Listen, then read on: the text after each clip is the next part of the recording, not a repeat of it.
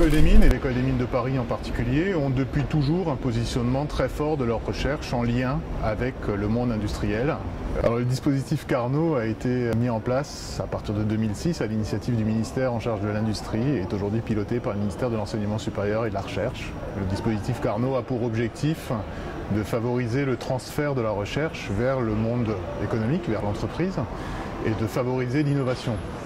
Alors pourquoi participer à ce projet du train de la Nouvelle-France industrielle? D'abord, vous l'avez compris, parce que le positionnement recherche du Carnot Mines est un positionnement qui est très proche de l'industrie et donc participer à une aventure telle que le train de la Nouvelle-France industrielle est pour nous tout à fait normal, tout à fait logique. Le Carnot Mines, en regroupant les écoles des mines et deux autres écoles, que sont l'ENSTA et l'école polytechnique, dispose d'un très bon maillage du territoire français. Et donc ce maillage, on va pouvoir le revoir au fil des étapes du train, où les différentes écoles vont prendre en charge la représentation du Carnot Mines dans le train, dans ses différents arrêts.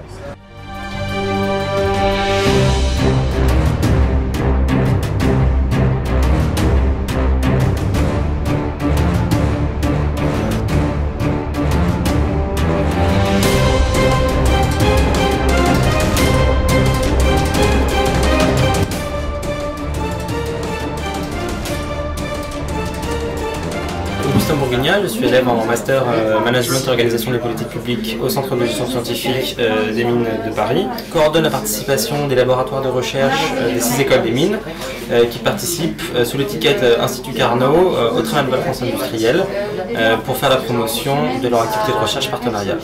Donc nous avons en moyenne sur le train 700 visiteurs par jour. Donc c'est un public qui est très hétérogène. Il y a une inauguration chaque matin avec des officiels de la région, donc on a souvent le préfet, des maires, des responsables régionaux ou départementaux, et également donc des chefs d'entreprise locales qui viennent donc inaugurer le train et prendre le pouls aussi des activités des participants.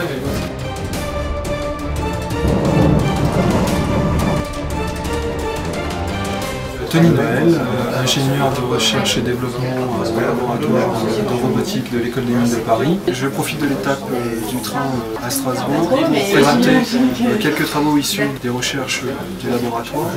Ces recherches portent pour cas présent sur les techniques de SLAM, c'est-à-dire les techniques de navigation et localisation simultanée. Un robot circule de manière autonome dans un environnement tout en le cartographiant et en détectant les objets mobiles.